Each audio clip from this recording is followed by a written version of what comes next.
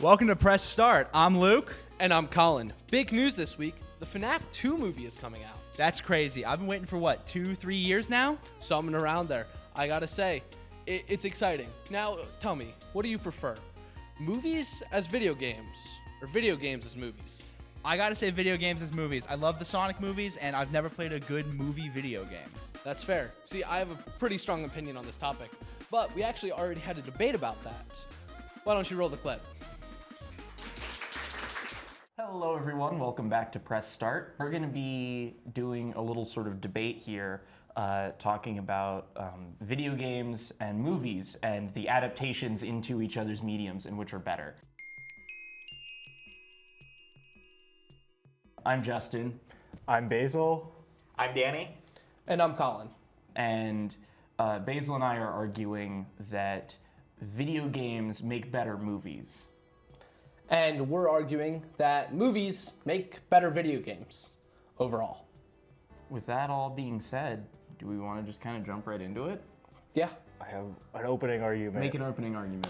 That no matter how bad you say video games turned into movies are, so yeah, there's a decent chunk of stinkers, but most of them reach a level of so bad they're good bad movies.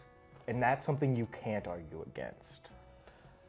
I would also argue that a movie of a video game, like a video game movie that isn't as good, again, it can still be entertaining. I would argue that most movies turned video games are kind of forgettable shovelware in most cases. I think that's fair, and I will agree. They're extremely entertaining. There's no denying that video games turned into movies are a very entertaining form of media, but I think overall, a lot of these nostalgic childhood video games came from movies that most people experienced. Back like PS2, PS3, the Spider-Man games, they were beloved. Most people in our age range had played those growing up, and they still hold up. They're still very good games. And overall, they hold out. They've always been very high quality, and those are specifically based on the Spider-Man movies, not the comics. So a little counterpoint, I had a Monsters vs. Aliens DS game as a kid, no, we're cooked. and it sucked. It was so bad. What do you say to that? Checkmate. Minecraft movie. Oh my god. No, that's true. Shut that down. I'll go to another more recent example. There was, what's the Star Wars game played by the ginger kid? I didn't play it, so I don't know. Star Wars Survivor? Jedi Survivor and Yeah, Jedi Jedi Survivor. Jedi Yes. Republic and Jedi Survivor. You can go off of those. You can go the games with Star Killer in them. You can also point out games like Hogwarts Legacy. I would say that any of the Jedi, like Jedi Fallen Order or Jedi Survivor don't count because they're not based specifically off a movie. They're more so based off of a universe. I would argue An whether or not IP. they count, they aren't adapting the plot of a movie. They're adapting the universe of a movie into the medium of video games. I think that movies turned into video games just have to adapt the universe, whereas I think video games turned into movies, you can adapt the plot in a way that makes it sometimes more compelling. I think that's fair, but I also think if you look and you want to go that it's not telling the same story, that is, then you guys have to lose the Mario movie. You guys would lose arguments about the essentially every movie that we've pointed out so far that you guys have talked about. They don't follow the exact same storyline. I will give a game that does follow a similar storyline, Nintendo 64, GoldenEye. I would say there's a difference here, and that is Star Wars Fallen Order and those games. It's not even the same characters. It's like this is a completely different story. The Mario movie is about Mario and Luigi saving the Mushroom Kingdom, which is the same general story that Nintendo has been telling through video games for decades now. Whereas most actually good video games based off of movies have to tell a completely different character story. What about the Battlefront series with Star Wars? Like, there's the same characters are in the games, but it's also kind of it's kind of open. So it kind of takes place within the movies, but also not at the same time. Battlefront is hard to touch on because it's not primarily a story-based game where you follow the campaign of the story. It does take place in movie settings, so I do believe you guys get that one, because in the battles and in the scenes, they are recreations of the battles you will see in the movie, whether you're playing that against AI or against other players. I would argue, if I'm not mistaken, Battlefront's 2 campaign is about a completely separate set of characters. You don't play as Darth Vader in the campaign. You play as Darth Vader in the multiplayer, which is separate and non-canon. Yeah, I get that. I play the Battlefront 2, but eventually, like throughout the game, you do play as some of the core characters. You play as Luke, you play as Leia, you play as Han. So it's kind of like intermixed with some of the classic Star Wars movies. Well, jumping in here, because yeah, you can argue then, if we're going to be eliminating anything that's just vaguely involving those characters in open world, even then, we still have the point with Hogwarts Legacy. That is directly tied in with the movies, it's just set before them. You are still playing that game. Everything that happens in those games did happen in the movie world. It just takes place before. It is going to be almost impossible to make a fun, compelling game if you are just watching a movie, essentially. That's basically just going to be a Telltale game. And that doesn't work for a lot of game formats. So I really don't think you can knock it out just because there's differences between the movie and the game. I would argue that there's a lot of opportunities to make a good video game out of the plots of various movies. How can you watch a Rambo movie and not kind of go, man, I'd love to be the guy in control of this character during this action scene? It's just that the people who are actually making the video games for movies like that don't care. They don't care about the medium, and so they don't make games that are compelling or interesting with them. That's why there are so many video games for years and years after, like, we've far moved on beyond like pixel graphic side scrollers, that films were still making those same exact style like Metroidvania side scrollers for all of their games because it was cheap and they just wanted something to market with it rather than actually caring about the product of game that they were producing. But that's one of the situations, I think you can say that both ways. Most of the time when they're translating, they're just translating because they know there's an audience already there, so it's an easy grab of money. For most of these products, I will say there are some movies that are based on video games. Justin, before we started recording, I was talking about the Dead Rising movies. Those are really good movies and they're very fun, but they had some passion behind telling them. They did, but that's because the crew cared. And I think that's true for both of these mediums, whereas if you have a game, like everyone walking out, the vast majority of people were disappointed by, a couple years ago, the FNAF movie, because they took a ton of liberties with it, trying to make it a movie so it wasn't just the same as the game. They had a lot of ways to do that where they could have done it a lot clearer. I think that doesn't matter as much for movies based off of games than games based off of movies, as you can set a world, a movie setting in a game world, and the people who played the game would still understand it. But if you take a game and you put it in a movie setting, but you completely change the story, there's a chance that people who watch the movie won't understand what's going on because they only have a snippet of information from what they got watching the movie, not what they got from actually experiencing the world, being able to move with it and interact with NPCs and enemies in that world. Historically, movies turned into video games have had a better reputation than video games turned into movies. But I actually would kind of argue the opposite. I think there's more cultural staying power in bad movie adaptations. He's piggybacking and saying what I was going to say. But also, I think that pointing out just the good examples of the video game adaptations of movies forgets the trend that we have had for decades now of low effort, forgettable video games coming out as tie-ins to movies that nobody remembers now. Who talks about An American Tail, Fievel Goes West? Who talks about That's a crazy who point. talks about Monsters vs. Aliens for the DS? Who talks about The Home Improvement side-scrolling Metroidvania with Yeah. fighting dinosaurs. Don't get me started. Exactly. We're gonna have another discussion after this. There are so many adaptations that were considered almost required as part of the marketing of these movies and of these kinds of things that are still. They came out with a video game for The Godfather like 30 years after the movie was out because they thought it would be profitable to tie into. And you know what you do in that game? You do all the stuff that the low-level jobbers did off-screen. I think that's fair. This is kind of my closing argument right here that I want to say. I think overall, yes, they're probably on average a little better.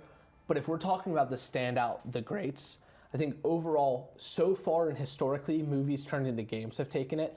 I think in the future, the other way around, games turn into movies, is probably going to start taking it because more recently, a lot of these movie developers are starting to see the value in gaming markets. So they're actually trying to care for them. I think overall, it's probably going to start swaying in that direction, but if we're just talking about the standout games, the ones that did really good historically, I think movies turned into games have taken it. I don't disagree though that will probably change here in the future. While I do fully agree that historically and in the past, movies turned into video games have a bigger presence, not only just in the industry, but also in the memories of people who existed at the time, who were watching these movies and then going and playing the games, or in some cases when the games came out before the movies, in case of some of the Shrek video games. They even were able to like be a bit of a spoiler for what's coming, and I know a lot of kids at the time would get excited about that and being able to get early access to this stuff. Yeah, I think you nailed it. I do. Well, let us know what you think, and keep on gaming, Indiana. That was a great debate. You made some really good points there, Colin. Thank you. And speaking of movies, it's about Christmas time right now. Oh, absolutely. And great holiday tradition, watching Christmas movies. Absolutely. And speaking of, actually, there is a ranking of Christmas movies that was also filmed. Bad Christmas movies. Specifically. Why don't we roll the clip? Hello, everybody, and welcome to the Christmas segment for this year of Press Start. I'm Jamie, I'm Sky. And I'm Basil. and for the last few weeks, we've been watching 8 awesome Christmas Oh, movies. fantastic. And Never been today, we are going to be ranking them. So the movies we're ranking in order of when we watched them are Kirk Cameron's Saving Christmas, Red One, Oh yeah. Home Sweet Home Alone, A Christmas Carol, That's what I'm talking about, baby. Santa with Muscles, Okay. A Medea Christmas, Dear Santa, and Jingle All the Way. And without further ado, let's go into the last place spot. Wow, that was the worst piece of crap I've ever seen. So to surprise to definitely not me is Home Sweet Home Alone at the very bottom. This movie is, and I don't say this lightly, not even worth being called a CIA torture method. It's just too boring. Every single character is just a bad human being. They're like, just the all worst around. people. The plot of this movie is kind of like the first Home Alone, but there's this couple and they have this doll that's worth a lot and they think this British kid stole it, so then they spend the rest of the movie trying to steal it back, and then at the end it turns out a different kid had the thing, and then they sell it to buy a house. Yeah. They basically spend like the first 30 minutes trying to humanize the adult robbers attacking a child, and then proceed to have them be basically killed multiple times over by said British child. But it's like in the least interesting or funny ways possible, and it Yeah. goes on forever. Every single scene is probably a solid 30 seconds to a minute longer than it needs to be. Yeah. Yeah, it was bad. Don't watch it. Santa, Satan, same letters. At number 7, we have Dear Santa. And so the plot of this is the main character is like Basil and has dyslexia and can't read or spell. His parents are like so close to getting a divorce Because their kid died. because their one kid like just died. So he writes a letter to Santa, but he instead writes it to Satan, who in this case apparently is Jack Black. Yeah. And he gets 3 wishes, and then Jack Like Black a takes his genie, soul. yeah, that's it. literally. Yeah, Jack apparently Black the is a devil's genie. just a genie. He had genie rules for some reason. I watched the entire movie with only slight interest because the mom is the girl who plays Georgia from Judy and Georgia. That's not true, Sky. Sky actually got angry at this movie. I did Yeah, because it and, was like, so this is started the one yelling. movie stupid. Sky actually started like yelling at I the was characters. crashing out a little bit. For some reason, this movie is a Post Malone biopic. They do go to a Posty concert. Everyone Fortnite emotes. It was kind of crazy. There was probably 15 to 20 minutes worth of entertaining content in this movie, and it is when Post Malone holds a concert in honor of a child that he dedicates his life and career. That's why and he says that. entire Yeah. success He to. says that because Jack Black like forces him to say it. There was deliberation between which gets 8 and 7 between Home Sweet Home Alone and Dear Santa. Home Sweet Home Alone was pretty bad and like just like torture throughout the whole time. But Dear Santa was bad, but then it had worse parts. But then it had some better parts. Yeah, like it was the so Post kind of Malone so bad it's concert. good in a little bit. Dear of a way. Santa was high highs and low lows. Whereas Home Sweet Home was just the trenches. Low. It was just You were mid. in the trenches the entire movie. Is that all we want to say about? Yeah. I'm so mad. I'm so mad. So next up we have Kirk Cameron Saves Christmas. This is the one that started it all. It opens up in a Christmas party where this guy is talking to his wife, but he finds out that his brother-in-law is very upset and not in the Christmas spirit. And then we cut to the brother-in-law who is then caught up in a conspiracy whirlwind by a side character that has the third most lines in the movie, but maybe 10 minutes of screen time. Their whirlwind of conspiracies irritated the brother-in-law so much, he left the house and went into the front seat of his car. After he's in the car, his brother comes up to him. Kirk Cameron, the main character, the man who is saving Christmas. Kirk Cameron proceeds to then explain to his brother-in-law how Christ and the Bible relate to very unrelated Christmas traditions that don't at all originate in Christianity, in the Bible, in anything to do with the birth of Christ. Kirk Cameron says crazy things like how Christmas trees are the cross he was crucified on. Because it's made of wood. And then they say like Saint Nicholas was like some warrior, and they have him like killing a guy over dubstep music. There are other parts of the movie where they like have a scene where DJ Khaled Light and some other guy have like a conspiracy theory like talk about like Area 51. They're like covering their lips with the cups that they're drinking out of. They don't talk about Christmas like at all in this like 5 minutes of the film. After like Kirk Cameron lies to his brother, he basically says, "Whoa, I didn't think about it this way. I gotta go up and stop being a Grinch and stop believing in my morals." And then they have the most epic dance like sequence to the worst remix of "Hark the Herald Angels Sings." And it is the best ending out of probably all those movies. I guess last notable thing is that we were watching this with our friend Noah, and he got so... He was crashing He got out. really angry at this movie. I don't think there's a single movie on Earth that would make him angrier. A level 4 naughty lister? So Red One is a Christmas movie That is about... epic. This It's- movie is epic. It's like, have you ever imagined like an adult action movie that's also Christmas? Yeah. In the movie, basically, Grilla, who is this, can't remember the Oh, she's a Norwegian. witch.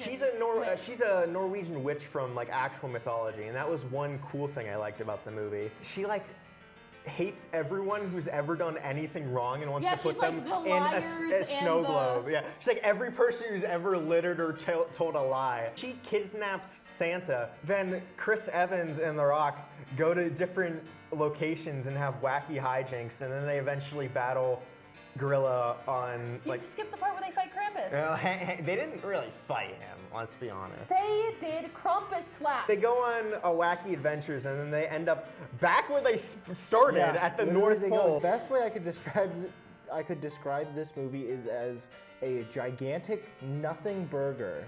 Nothing where happens in this You film. start with bread and you just end back at bread. You'll notice it's like, oh, well, why would they put a movie where nothing happens? A 2-hour nothing sandwich above like Home Sweet Home Alone. It's because I felt the length of Home Sweet Yes. Home Alone. I kept asking Jamie to check the time. I'm like, please, we have to be almost done. weren't. And we weren't. A thing that did save Red 1 a little bit was there were just so many scenes that were so outrageous and didn't make any sense that we couldn't help but point and laugh Yeah. at what was happening in front of us.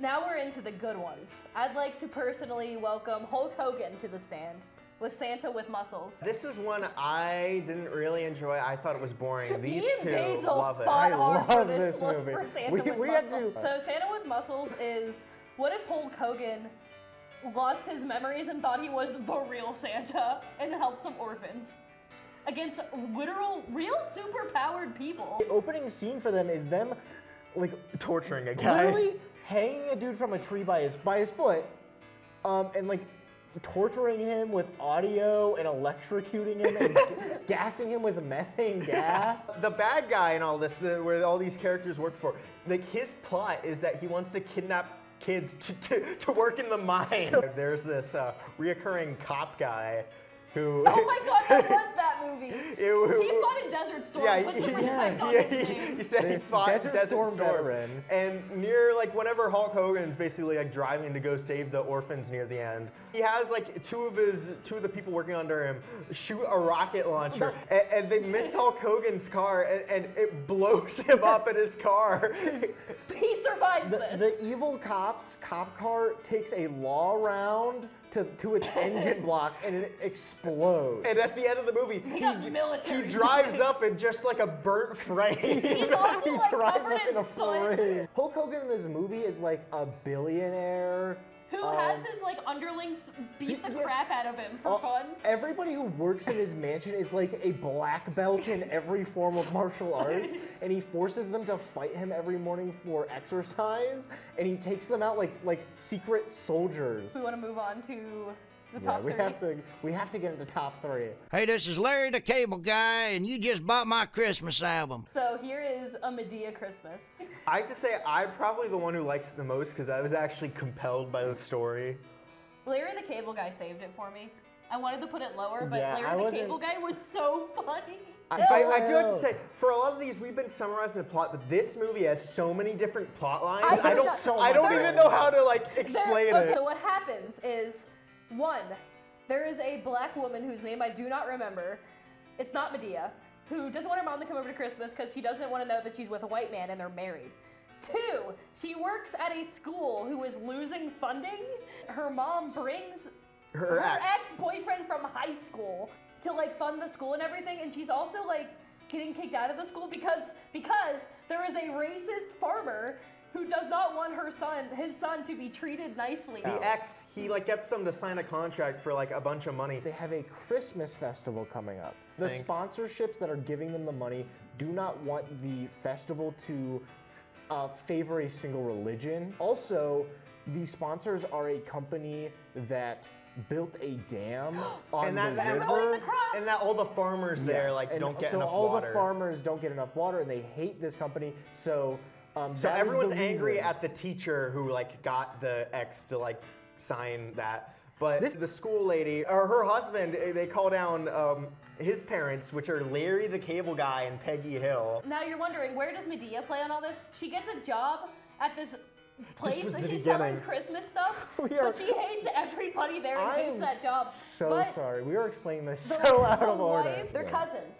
And she's like, oh, we're gonna drive to go see the daughter at the farm It's a surprise. Because she thinks that She owns the farm. she owns the farm and that her husband is It's just like a a worker, farmhand. yeah. Caveat to that is that Larry the Cable Guy and Peggy Hill, who is White Guy's parents, are also coming for Connor. Christmas. His name is Connor. There's a bunch of drama. The mom cuts down like like a tree that was dedicated to Connor's mom's Dad. dad. If you put a yellow ribbon around a tree, that means it's a memorial tree that was planted in honor of somebody specific who has passed away. She cuts it down, not knowing, and then she's like, well, why would they plant a memorial tree on your land? Her excuse for cutting down the tree was that they just didn't have a tree yet. And they had a perfectly good Christmas tree right in their front lawn.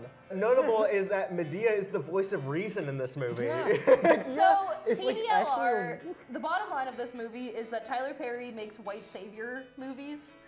Yeah. I just got into a fight with a mailman.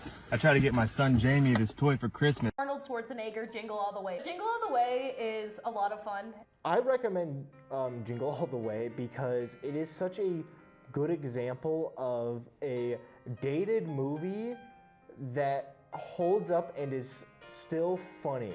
The plot of this movie is that Arnold Schwarzenegger, he has to get this kid, this Turbo Man. He spends basically the whole movie trying to get this doll that no one can find. There are two antagonists. One of them is Myron is just a post worker who's like actually a bit insane. So he's a mailman and he just He's like, I saved these bombs that people sent through. He does this thing where he will pull a random package out and will say it's a bomb and then act like it is a bomb to get his way. And he does this one time surrounded by the police. And it's like, it's actually a bomb. The first time he does this, it's a music box. Yeah, the first time he does but this, the second time, it's like an actual bomb. And then the other antagonist is just the creepy neighbor, the creepy bachelor neighbor His name is Ted, who is constantly hitting on all the neighborhood women and doing Married housework. or not. Married or not. His entire plot line is that he's trying to paint out Arnold as a bad father. And bad husband. And bad husband, and convincing his wife to leave him. And then Arnold becomes literally just a superhero. Just like he an becomes actual Turbo superhero. Man. They made like a parade costume, but it had like real jetpacks, the real gadgets. But yeah, should we talk about the number one now? Oh, please. We're Marley and Marley. Let's talk Christmas Karen. about, It is amazing. and I don't say this lightly, one of the best adaptations of the Christmas Carol I have ever seen. I will be honest, it has a rough open. It's hard to stick with. You get annoyed. You have to trust the process. You have to trust the process. You get annoyed at this main character so fast. Whose name, unsurprisingly, is Karen. I have to say, but the thing that got me through it is that it is incredibly funny. Like even at the beginning, like the first scene, they have this cop roll up on like a moped with like monster truck wheels. Yeah. That's basically the opening. She's just nasty. But then the movie really becomes great whenever the Marley stand-in comes in, and it shows one The really other Karen. it's the one really good part of this movie. Its strong suit, I'd say, is like the makeup and costumes. Because It's all really great makeup and good. effects artists start on low budget films like this. And you can really tell that this person must have gotten far because that was really good. On all Also, of the ghosts. the acting was also not the that acting bad. wasn't bad. The CGI, CGI low Terrible. budget CGI, Terrible. but there isn't a lot of it. There really isn't a lot. There of isn't it. this just film is really funny, and it does a lot of unexpected funny things. It like the writing, like the production in certain aspects is really, really good, but the writing is phenomenal. I wish we could put a picture of the skateboard in though. Yeah, The I wish skateboard that Layla wanted, but we could- definitely can't. It's really funny. I wish we could talk about the skateboard You'll have scene, to watch The but Christmas you Karen. have to watch the Christmas Karen. I think that is the only movie on this list. Well, that and Jingle All the Way. Those are the only two movies you should watch on this list at all. Thank you everybody so much for watching and stay jolly, Indiana. Keep gaming and Santa. Jingle all the wingle. Wow, if there's one thing I learned from that tier list, it's that Red 1 is a cinematic masterpiece. Oh yeah, totally. Totally. All right. Well, I got to say, that's it. Yeah, that's it. Well, Keep Keep gaming, gaming, Indiana.